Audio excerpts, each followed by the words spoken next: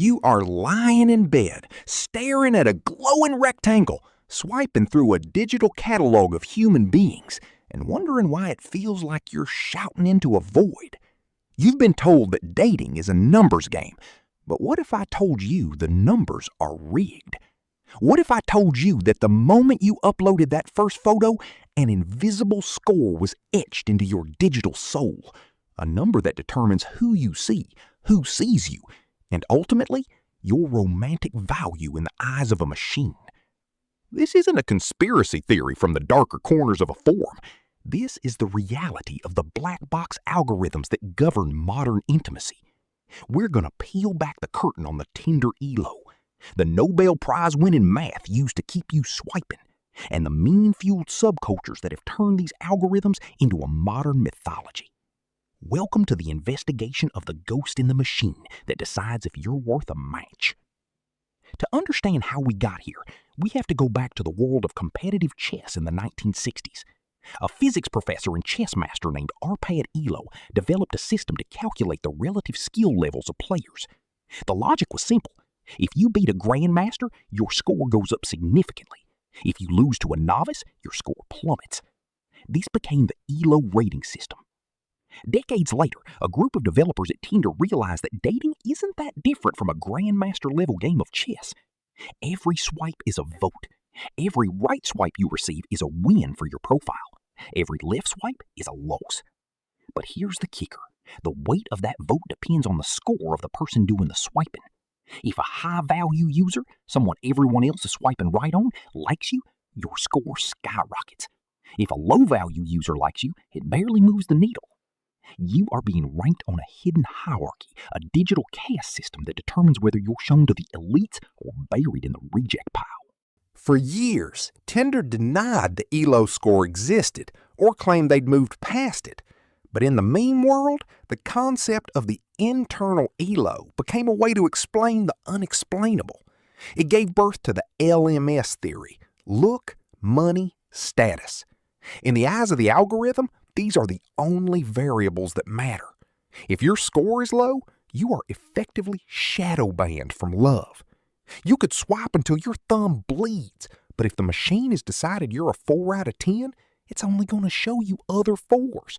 Or worse, it'll stop showing you to anyone at all to protect the user experience of the top-tier profiles. It's a feedback loop of digital despair. But wait, it gets deeper. Tinder isn't the only player in town, and their competitors claim to be using much more sophisticated math. Enter the Gale-Shapley algorithm. In 1962, two mathematicians solved something called the stable marriage problem. They created an algorithm designed to pair two sets of people in a way that no two people would rather be with each other than with their current partners.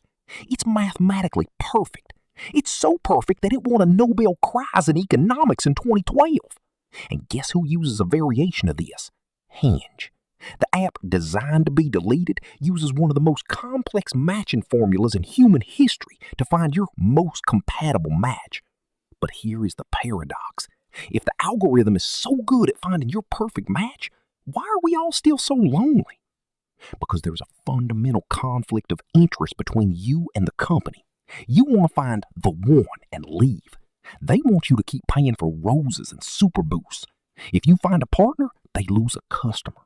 The algorithm isn't just a matchmaker, it's a retention engine. It knows exactly how much hope to give you to keep you from deleting the app, but not enough to actually solve your problem. It's a carrot on a digital stick. This brings us to the rise of algorithm memes.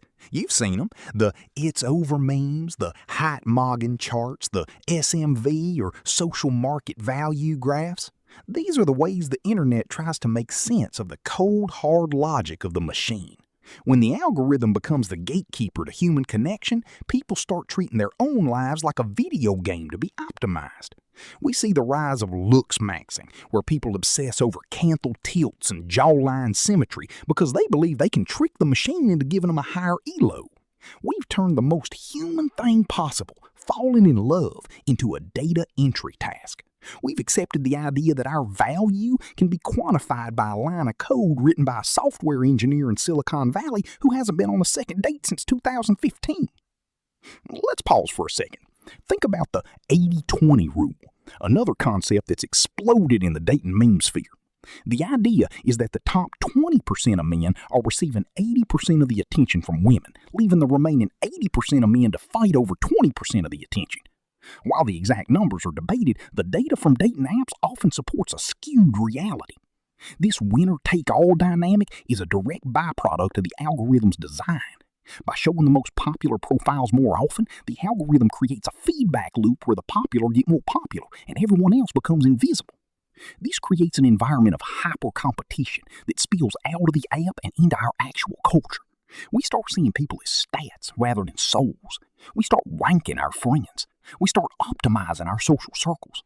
The algorithm doesn't just stay on your phone, it colonizes your brain. And what happens when the machine gets it wrong? We've all had that experience where the most compatible person Hinge shows you is someone you would never, ever talk to in real life. This is the death of the average.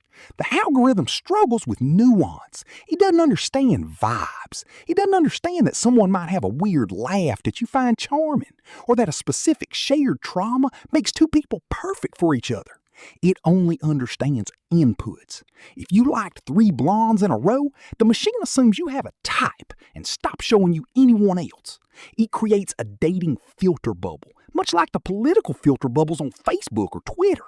You are being siloed into a specific romantic niche, and you don't even know what you're missing. The machine is narrowing your world in the name of efficiency. But here's the most cynical part of the whole system: the monetization of loneliness. Dating apps are some of the most profitable businesses in the world for a reason. They have figured out how to gamify your desire for companionship.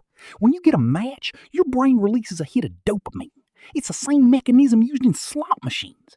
The algorithm knows exactly when to give you that hit. If you haven't had a match in 3 days, the machine might boost your profile temporarily just to give you a taste, to keep you hooked, to keep you swiping. They are selling you a solution to a problem they are actively helping to create. They built a digital desert, and now they're selling you bottled water by the ounce. So, can you actually beat the machine? Is there a way to hack your elo and find genuine connection in a world of quantified value? The internet is full of gurus who claim they have the secret. They'll tell you to change your location, to use specific keywords in your bio, to never be the first one to send a message. But these are just more games. The real way to beat the algorithm is to realize that it is a tool, not a mirror. Your romantic value isn't a number in a database. It's not your SMV or your LMS or any other acronym designed to make you feel like a product. The machine can measure your surface, but it has no way to measure your depth. The ghost in the machine is actually just a bunch of math that doesn't know you exist. We are living in an era where our most intimate choices are being mediated by corporations that benefit from our continued singlehood. The memes we see, the jokes about unmatched energy, or the dating app experience are a collective coping mechanism for the fact that we've outsourced our hearts to an AI. But the more we understand how these algorithms work, the less power they have over us. When you realize that your lack of matches isn't a personal failure, but a predictable outcome of a skewed system, the "it's over" mindset loses its grip.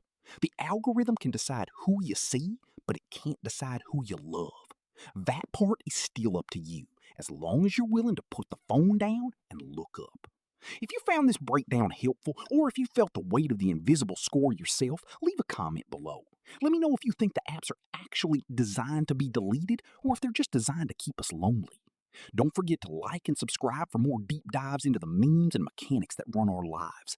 And remember, you are more than a data point. Stop swiping for a second and go talk to a real person. I'll see you in the next one.